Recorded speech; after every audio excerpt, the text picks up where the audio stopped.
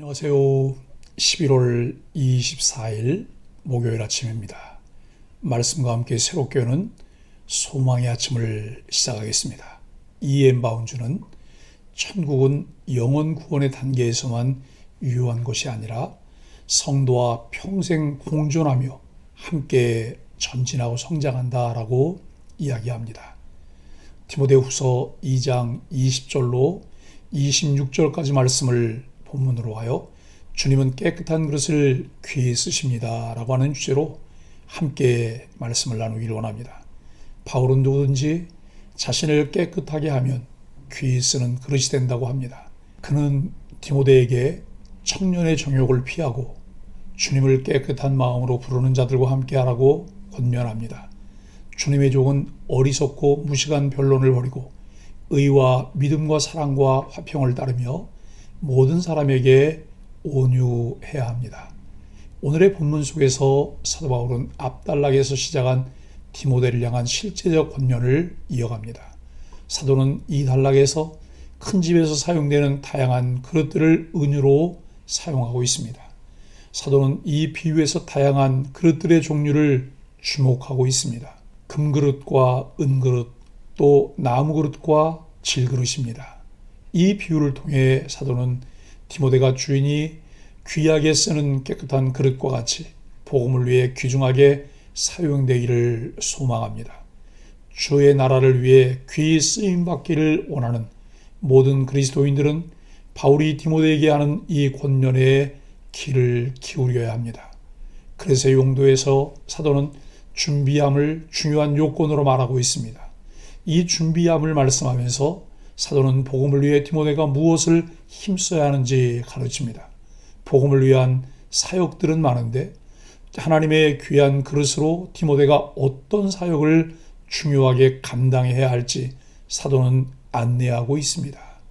이를 위한 사도의 권면은 부정적 명령과 긍정적 명령 두 가지로 나뉩니다.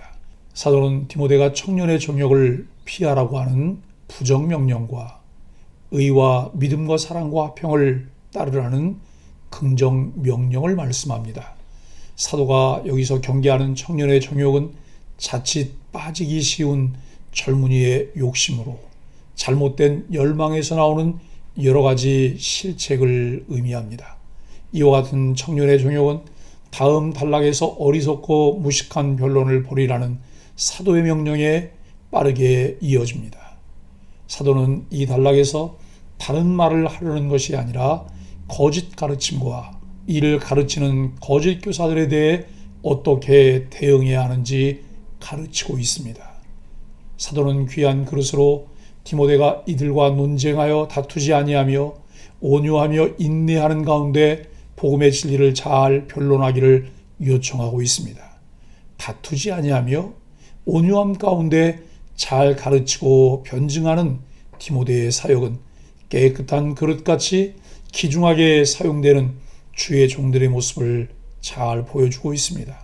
바울은 귀한 그릇과 천한 그릇의 원리를 디모데와 모든 그리스도인의 삶에 적용합니다.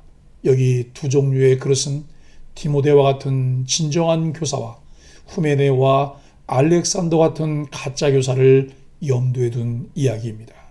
복음을 맡은 일꾼은 누구라도 자신을 불의와 부패한 영향에서 지켜 깨끗한 상태를 유지해야 귀히 쓰이는 그릇이 됩니다. 그런 그릇은 거룩하고 주인의 쓰임에 적합하며 모든 선한 일에 유용합니다. 집주인이 선택하는 조건은 단 한 가지 깨끗함입니다.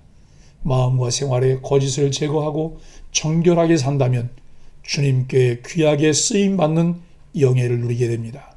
청년의 정욕을 피하는 것과 주를 깨끗한 마음으로 부르는 자들과 함께 의와 믿음과 사랑과 화평을 따르는 것입니다. 청년의 정욕을 피한 디모데가 향할 곳은 어디일까요? 사도는 디모데가 나아가야 할 두 지향점을 말하고 있습니다. 첫 번째 지향점은 동행입니다. 사도는 깨끗한 마음으로 부르는 자들과 함께 할 것을 요청합니다. 이 말씀을 뒤집어 보면 청결하지 못한 마음으로 주를 부르는 자들이 있음을 알 수 있습니다. 이들을 향해 청년의 정욕을 따라 사는 자들이라고 말하는 것을 유추해 볼 수 있습니다. 두 번째 지향점은 의와 믿음과 사랑과 화평입니다. 이것은 디모데가 동행자들과 함께 궁극적으로 지향해야 할 가치입니다. 바울은 이전에 언급한 말다툼과 망령되고 헛된 말을 다시 언급하면서 이번에는 어리석고 무식한 변론을 버리라고 말합니다. 바울이 말하는 변론은 논쟁을 의미하는데 이 변론은 자기 주장을 논리적인 말로 이기려고 하는 것입니다. 이는 말씀을 전하는 방식인 설득과는 다른 것인데 사도는 여기서 앞에서 경계했던 말싸움이란 단어 대신에 논박을 의미하는 제테세이스라는 단어를 사용하고 있습니다. 사도 바울이 경계하는 것은 어리석고 무식한 논박입니다. 여기 어리석음이라고 번역된 모로스라는 단어는 바보, 멍청이라는 의미를 내포합니다. 바울은 앞뒤가 맞지 않고 논지가 서지 않는 변론을 경계하고 있습니다. 이 단어는 무식한이라는 의미로도 사용되어 교육받지 못한 교양 없는의 의미로도 해석해 볼 수 있습니다. 사도 바울이 디모데에게 논쟁을 위한 논쟁인 바보 같고 교양 없는 변론을 거절하기를 요청하고 있습니다. 그들에게는 집착적으로 따지기 좋아하고 사소한 문제를 물고 늘어지는 성향이 있습니다. 쓸데없는 말다툼은 싸움을 일으키기 때문입니다. 또한 주의 종은 논쟁할 때에도 온유하며 가르치기를 잘하며 잘 참아야 합니다. 때로 사람들이 불친절하고 어리석은 모습을 보일 때에도 인내로 그들의 열정을 묵인해 주어야 합니다. 우리는 복음의 진리를 맡아 그리스도의 복음을 전하는 사람들이기 때문입니다. 바울은 복음의 명령을 반대하고 논박하는 사람을 온유한 마음으로 훈계하라고 명합니다. 주의 종은 이들의 잘못과 오류를 온유한 마음으로 바로잡아야 합니다. 그들이 회개하여 진리를 알게 하기 위해서입니다. 제멋대로 구는 사람을 참아주는 일은 매우 어렵습니다. 하나님의 위대하신 종이신 예수님은 자신이 겸손하고 온유하다고 말씀하셨습니다. 우리도 예수 그리스도를 본받아 온유하고 관대한 성품을 가진 주의 종이 되어야 합니다. 바울은 복음의 진리를 대적하는 이들이 마귀의 올무에 걸려있기 때문에 그 올무에서 벗어날 필요가 있다고 말합니다. 온유한 주의 종이 훈계하는 역할을 감당하지만 하나님이 그들을 회개하게 하시고 그들의 마음을 조정하여 진리를 일깨우시며 그들을 사탄의 세력에서 해방시키실 것입니다. 올무에 걸려 마귀에게 사로잡힌 사람들을 구원하시는 분은 오직 하나님뿐입니다. 이렇게 복음을 전하고 가르치는 사역에 보이지 않는 영적 전투가 있습니다. 마귀에게 사로잡힌 자들이 정신을 차리고 그 올무에서 벗어나 하나님께 돌아오도록 간절히 오늘 기도하십시오. 복음의 일꾼들은 성품과 행실이 반듯하여 자신을 불의와 정욕에서 깨끗하게 지킵니다. 그래야 하나님께 귀한 그릇으로 쓰임받기 때문입니다. 또 다툼을 피하고 온유한 마음으로 가르치며 복음을 반대하는 자들을 온유하게 훈계합니다. 그럴 때 하나님의 역사가 일어납니다. 귀한 그릇이 되어 주님을 기쁘시게 하는 일꾼들이 되기 바랍니다. 사랑하는 소망의 가족 여러분, 하나님의 자녀들의 가장 큰 특징 중 하나가 거룩함을 추구하는 것입니다.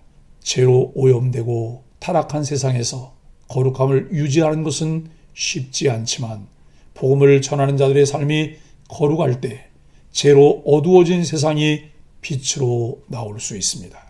우리의 마음과 입술이 정결해지도록 날마다 말씀과 기도를 놓치지 말아야 합니다.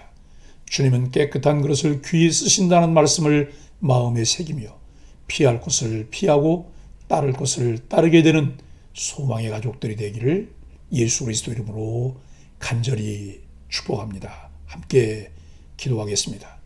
존귀함을 위해 거룩함으로 주인이 쓰시기에 유용한 그릇이 되게 하소서. 위대하고 큰 일을 감당하는 것에 마음을 빼앗기지 않고 모든 선한 일에 준비된 그릇이 되게 하여 주옵소서. 깨끗한 마음으로 부르는 자들과 동행하게 하시고 의와 믿음과 사랑과 화평이 지향해야 할 가치인 것을 깨닫고 따르게 하여 주옵소서. 예수님의 이름으로 간절히 기도합니다. 아멘.